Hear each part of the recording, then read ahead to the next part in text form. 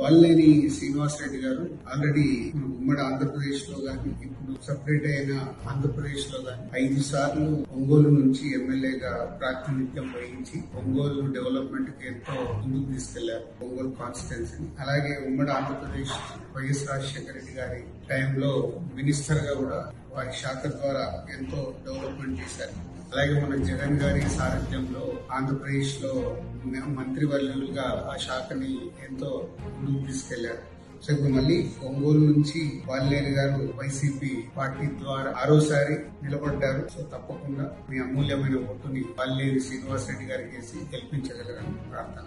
And ఈ మధ్య వాల్లేని శ్రీనివాసరెడ్డి గారి పైన ఒక డాక్యుమెంటరీ వీడియో చేశారు. సో అది యూట్యూబ్ లో పెట్టారు. సో వాల్లేని శ్రీనివాసరెడ్డి గారు వారి రాజకీయ ప్రస్థానం మొదలైన నుంచి అసలు వాళ్ళు అంచెలంచెలుగా వారు ఎదుగుతూ ఆ కాన్స్టిట్యున్సీని ఎంతో అభివృద్ధి సైడ్ తీసుకెళ్లారు. దాంట్లో మొత్తం యూట్యూబ్ లో ఉన్న డాక్యుమెంటరీ వాల్లేని శ్రీనివాసరెడ్డి గారి గురించి ఉంది. తప్పకుండా మీరు ఆ లింక్ ని ఓపెన్ చేసి చూస్తే వాల్లేని గారు ఎంత కాన్స్టిట్యున్సీని డెవలప్ చేశారనేది తెలుస్తుంది.